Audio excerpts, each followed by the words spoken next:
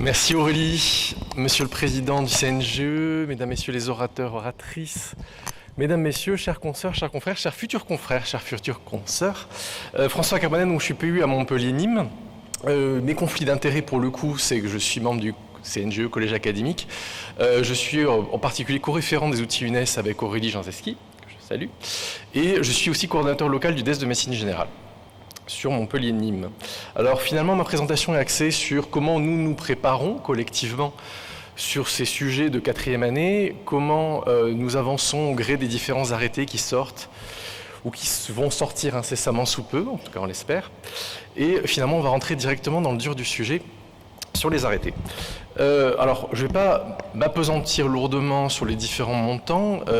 Alors, Madame Poujon reviendra dessus pour la DGOS, et je la remercie. Ce qu'on peut retenir rapidement, c'est côté gauche. Donc, finalement, c'est docteurs juniors en médecine générale, c'est des salariés, et ça a été pensé, pas par nous, parce que c'est pas l'arbitrage, nous ne choisissons pas l'arbitrage, c'est le gouvernement qui fait l'arbitrage, mais l'arbitrage a été finalement, c'est du même niveau que les docteurs juniors des autres disciplines. Donc, c'est du salariat avec 2800 €, grosso modo. Ce qui m'intéresse moi en tant que coordonnateur, c'est les parties en bleu, et à gauche et à droite. C'est que le sujet des zonages, sous-dense, ZIP pour les internes, plus 1000 € par mois brut. Et ZIP, ZAC, QPV pour les MSU des docteurs juniors, ça devient un sujet des coordonnateurs du DES. Et donc il va falloir voir comment on peut l'adresser, parce que finalement ça permet, côté MSU, d'accueillir et d'indemniser la présence des docteurs juniors dans nos structures. Donc ça devient mon sujet, et on va voir comment on l'adresse. Première façon de l'adresser, bien évidemment, c'est de regarder au niveau national combien on a de MSU. Alors on a plus de 14 000. Ça, c'est l'enquête filière universitaire de médecine générale qui a été faite en début d'année, coportée CNGE et SNEMG. Et je remercie les DMG et les collèges qui participent et qui subissent mon harcèlement pour répondre dans des délais rapides à cette enquête. Mais la principale information au niveau national, c'est que finalement, si on regarde nos MSU dans les territoires, on a près de 90% qui sont en zone sous-dense. Donc ZIP, ZAC et ZAR. Alors les ZAR ne comptent pas pour les docteurs juniors, donc laissons-les de côté. Mais si on cumule les ZIP qui font près de 30% et les ZAC qui font près de 47%, on a près de 75% qui sont en zone sous-dense, donc potentiellement pour lequel on peut rentrer dans les démarches de l'arrêté finançant les docteurs juniors. Donc, deux sujets. Collectivement, défendre la formation et le recrutement des MSU alors qu'il y a une fin annoncée de la NDPC, et de deux, mettre à jour la liste des MSU. Alors ça, c'est un travail, pourquoi je parle de celui-là? Finalement, on est limité aussi dans ce qu'on peut faire dans notre enquête, et on a besoin de s'appuyer sur une base de données puissante, à jour, qui est CIMOP, donc le système d'information de l'internat en médecine, odontologie et en pharmacie. Et pour le mettre à jour, on a besoin de la DGOS, on a besoin des ARS, on a besoin des DMG, et le CNGE peut aider sur ce sujet. La question des zonages, je vous disais, ce n'était pas notre sujet jusqu'à maintenant, ça le devient encore plus. Il y a une nouvelle méthodologie qui a été publiée au mois de mai, qui finalement précise comment on est censé faire, et on s'appuie sur l'accessibilité potentielle localisée. Globalement, ce que ça veut dire, c'est que c'est la capacité d'un patient à voir un médecin X fois dans l'année. Donc plus vous avez un APL qui est bas, plus vous allez être classé ZIP. Si ça monte un peu, c'est ZAC, si ça monte encore un peu, c'est ZAR.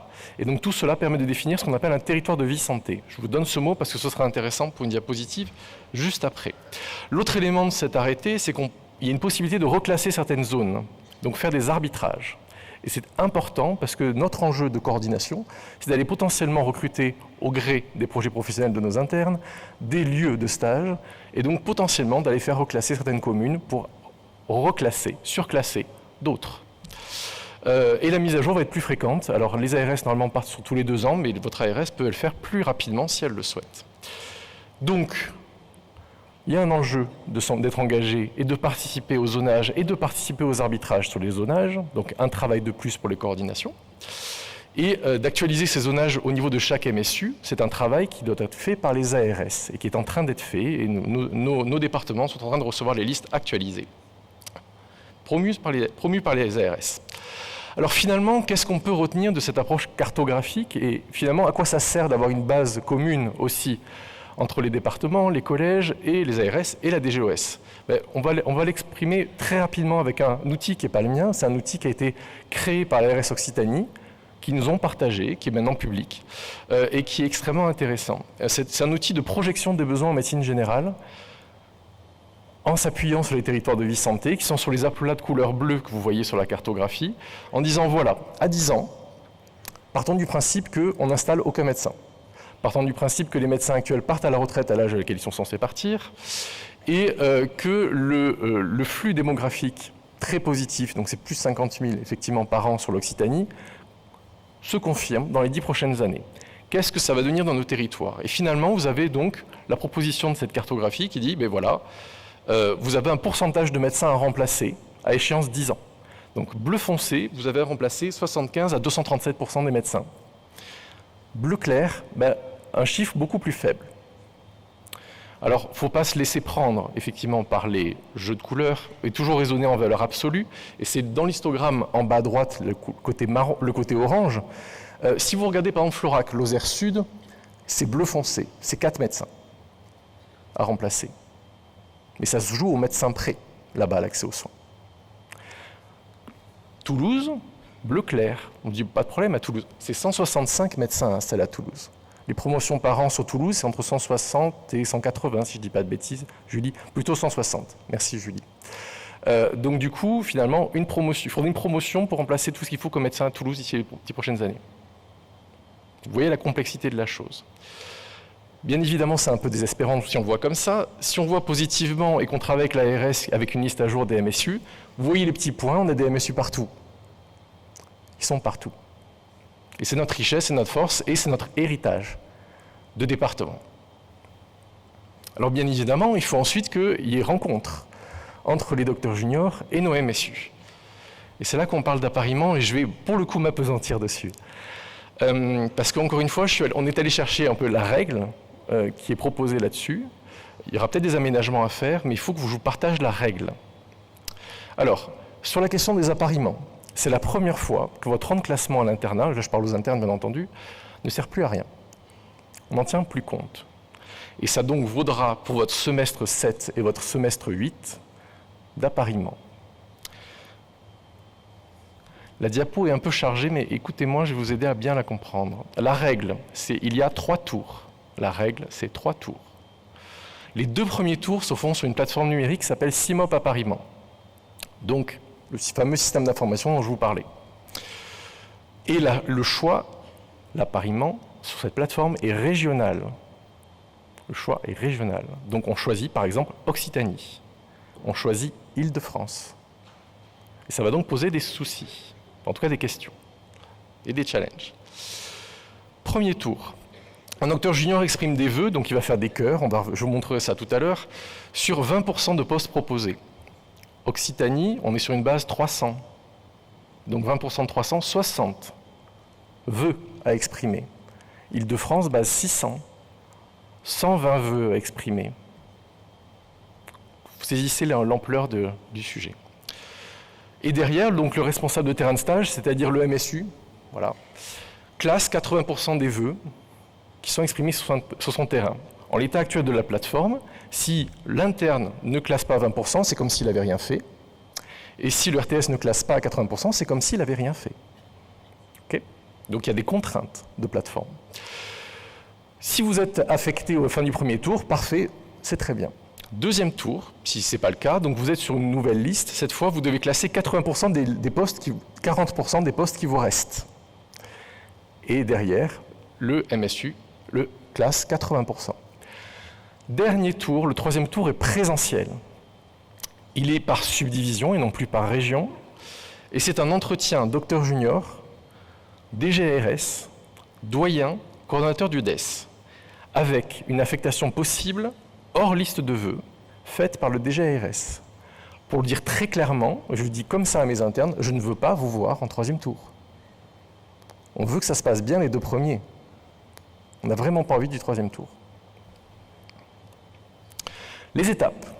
Donc fin août, parce que c'est le calendrier qui va nous être imposé, fin août, on vérifie qu'on a toutes les lignes de stage sur CIMOP Appariement, que tout se passe bien.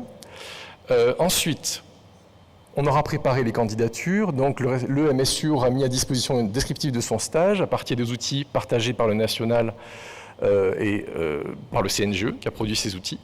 Le docteur junior va également proposer un CV, un contrat de formation, une aide de motivation qui va pouvoir diffuser, s'il le souhaite, aux personnes auprès de qui il candidate. Premier tour commence, on candidate, on met des cœurs.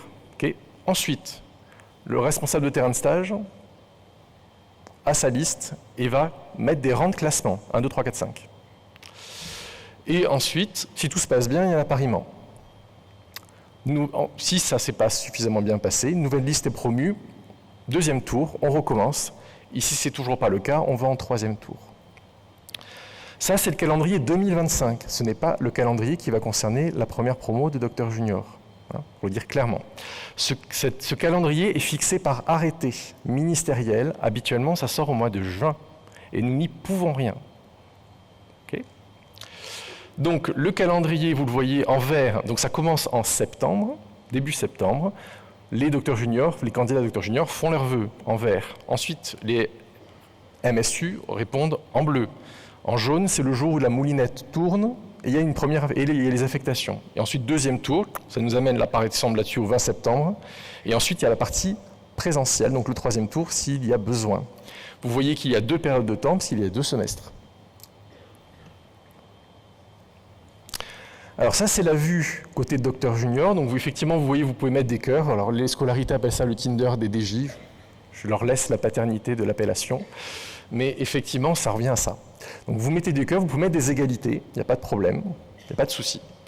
Côté responsable de terrain de stage, il donne des rangs, donc 1, 2, 3, 4, 5, et lui aussi peut mettre des égalités, sans problème. Alors qu'est-ce qu'il y a derrière cet algorithme? Alors pour vous donner les grandes règles de l'algorithme, vous pouvez vous amuser à travailler l'algorithme, il est publié en scientifique, en mathématiques, donc si vous voulez vraiment vous faire mal, vous pouvez y aller. Mais vous pouvez faire des simulations là-dessus, ça devient rapidement très compliqué. Mais globalement, les principes sont ceux-là, et il faut que vous les ayez en tête. On ne peut pas vous apparier si vous ne le voulez pas. C'est déjà une première chose, voilà, pour la plateforme en tout cas. Le troisième tour, c'est autre chose. Mais sur la plateforme, vous devez avoir dit que vous voulez aller quelque part, et le responsable de terrain de stage, donc le MSU, doit avoir dit qu'il veut vous voir dans son cabinet. Sinon, ça ne matchera jamais. Le terrain choisit ses meilleurs candidats. S'il y a des égalités, c'est le terrain qui choisit. L'offre de stage est prioritaire. Parmi les propositions que vous faites, a priori, c'est votre nombre de cœurs maximal qui va être classé, et après ça descend. Ensuite, il y a un principe dit de stabilité, c'est-à-dire qu'il ne peut pas exister un couple de DJ terrain qui se préparerait mutuellement par rapport à leur affectation actuelle. Donc en gros, le couple sélectionné, c'est le meilleur couple possible. La subdivision est prioritaire. Je vous ai dit, il y a un choix régional, mais si on a 2 personnes qui veulent un terrain de stage, le MSU doit classer en premier le DJ de la subdivision. L'algorithme est fait pour maximiser le nombre de DJ affectés, c'est pour ça qu'il y a les chiffres des fameux 20%, 40% et 80%. Et l'affectation est faite via SIMOP appariement. Ça veut donc dire que l'affectation est faite par ça.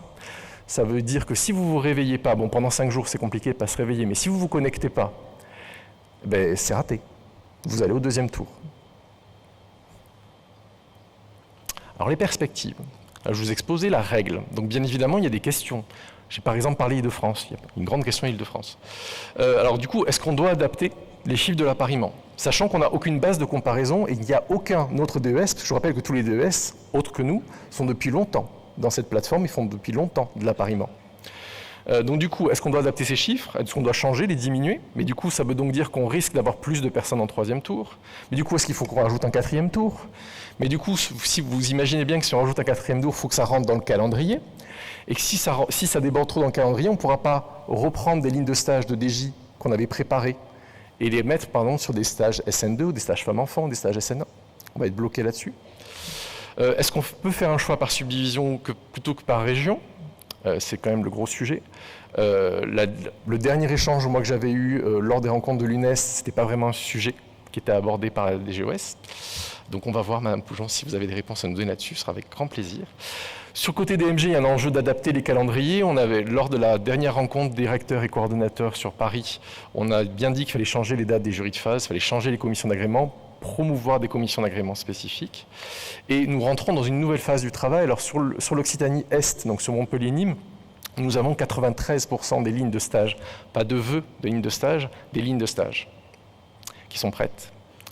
Ça veut dire qu'on rentre dans un nouveau travail avec les DDARS, avec les ARS, avec les CPTS, avec les collectivités territoriales pour faire marcher ce système et que ça fonctionne bien. Mais ça commence là maintenant en janvier. Et ne jamais oublier, nous ne sommes pas spécialement là pour faire fonctionner l'algorithme. La finalité n'est pas l'algorithme. La finalité est le projet professionnel de l'étudiant. On est là pour les former. C'est notre travail. Mais donc, ça veut dire que si vous êtes entendu quelque part, la meilleure chose que je puisse vous dire, c'est prenez l'exemple des autres confrères des autres disciplines. Si vous êtes attendu quelque part et que le RTS, le MSU vous attend, vous mettez 5 heures en tant que docteur junior. En tant que MSU, vous mettez rang 1. Vous répondez aux contraintes de la plateforme et vous serez matché. Et je vous souhaiterai un excellent stage. Je vous remercie.